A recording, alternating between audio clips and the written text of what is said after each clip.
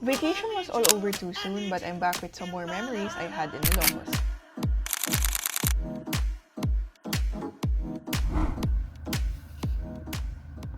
Good morning! She wasn't cranky when she woke up. It's 3? No. 3, 4. It's 4 a.m. She woke up 2 a.m. to cook some food because didn't today wake up we're 'cause I going didn't to... sleep. Mount Lamin. That could be more enthusiastic, you know. Mount Lamin! Yay! So, ang first stop namin is to pick up 2 of our friends, Kaya and Carrie. because they're gonna be joining us in our trip. And then after that, we're gonna drop them off because Kaya has an appointment. And then si Carrie naman, she's busy this afternoon. So, You know lang yung nagpa-boodle fight. Nakita mo yung story. kahapon. Oo nga, Haba pakahaba. ng table. Grabe. But, yeah. They have their commitments na ngayon. So, could you see that? That's the Sinking Bell Tower. Hello! Hantay pa yung mga hantay agwit. Ay, ana? Oo, ulisantay lang tayo. Yun, ina. Okay. Siyo man mo. Makdo? Yeah, Makdo. Makdo. Drive-thru, Manong? Sige, nigaya pa lang. We bought some sandwiches and also coffee because antok pa talaga kaming lahat eh. Siyempre, need namin ng energy. And on the way there, nakikita nyo naman na madilim pa talaga ang mga daan. Kaya minsan, kahit sabihin mong sanay ka na mag-drive sa Maynila, iba pa rin talaga if sa probinsya na dahil hindi naman lahat pare-parehas ang mga daan. Actually, yung pupuntahan namin ay pinupuntahan lang madalas noon ng mga nagbabike.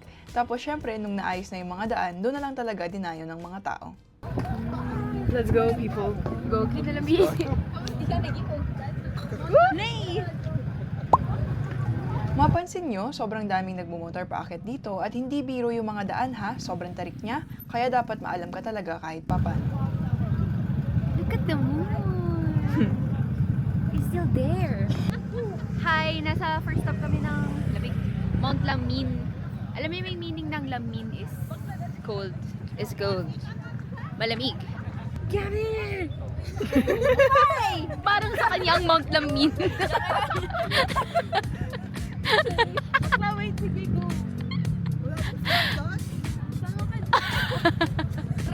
We're here in Alaska. Nagdala ng... Ibabalik namin siya sa natural habitat niya. Sige guys! Ayan! Okay! Wow, deta! Yap yun ang de! 1, 2, 3!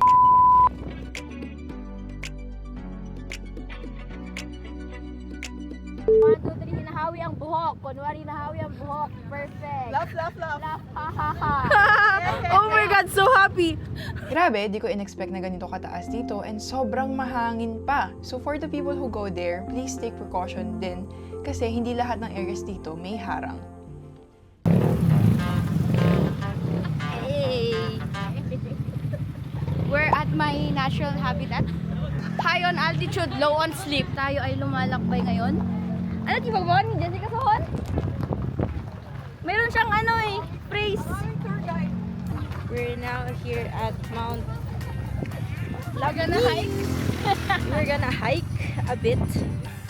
Pwede mo mag 4x4. 4-wheel drive. Hi guys. Mamatay na lang kami, mapicturean Lang lang si yung si Kiari. Masapay! What? Pakita mo mamaya yung yung pagbaba natin. May nakitan pa kami na isa, very quick lang naman yung trek, pero alam ko meron pa yung mahaba-habang pwedeng i-trek dito eh. Kaso wala naman na kaming time, so dito na lang muna.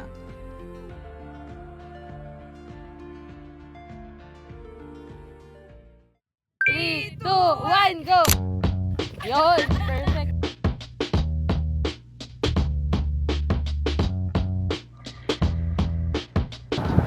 Everybody clap your hands. Good students. We're in Mount Lamin, Ilocos Norte. Yeah. It's not cold, ha? It's not cold. Yeah. Mount Pudot now. Siyempre, windows down tayo kasi hindi naman ganun kausok at polluted and minsan ko lang din magawa to.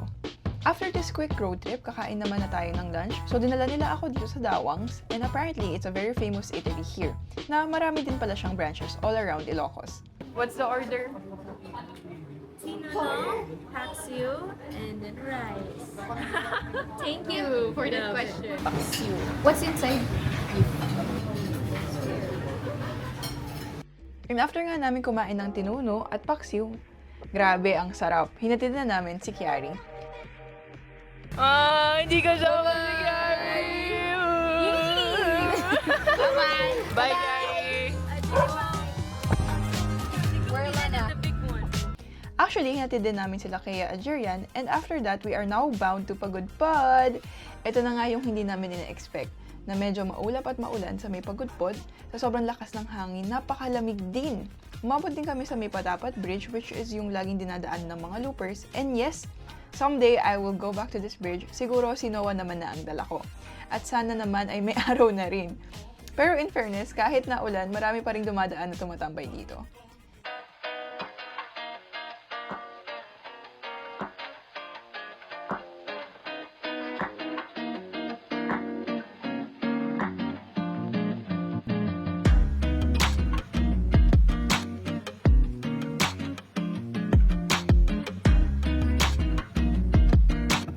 May I see what you bought in Patapat Bridge? Favorite. With an add-on. Saan ba nakita ng scramble na may sagot? Siguro. And then, finally, nasa May Saud Beach na kami. There's this another place which they call the Blue Lagoon, pero feel ko mas malayo pa yun ng kaunti. We will only be staying for a few hours, and I think this will be enough to get some tan.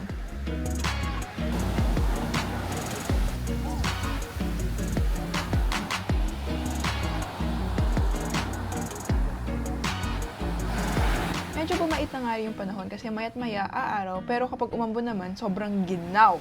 Given this circumstance nga, I would still definitely plan to go back to Pagudpod in the future. When we got back home, we had to get some rest right away. Then the day after that, ang aming pagluwas pabalik sa Manila. Then, as a last itinerary, we had dinner at Fort Ilocania with Kia's parents. So they said this place was really famous back then with such a big contribution sa tourism ng Ilocos Norte. So as usual, naglibot lang kami kaunti, then we headed to the beach to watch the sunset. Ang galing nga kasi saktong-sakto yung dating namin.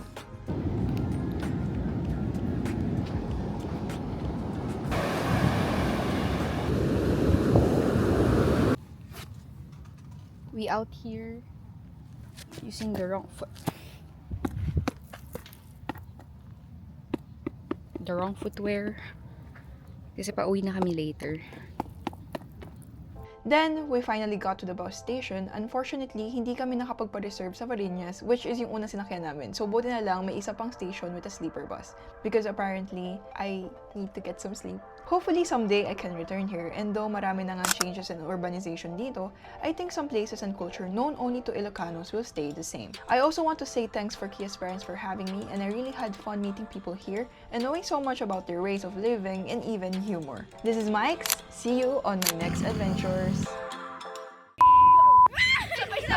Sapa. 3, 2, 1 kasi! 3, 2, 1, Sabay! Sabay! Ayan na kami! Hindi, isa pa nga. Ayan. 1, 3. Ano ba? 3, 2, 1. EJ, go nga! Kasjay! Sige. 3, 2, 1, go! Yun! Perfect. Kasi sabay-sabay.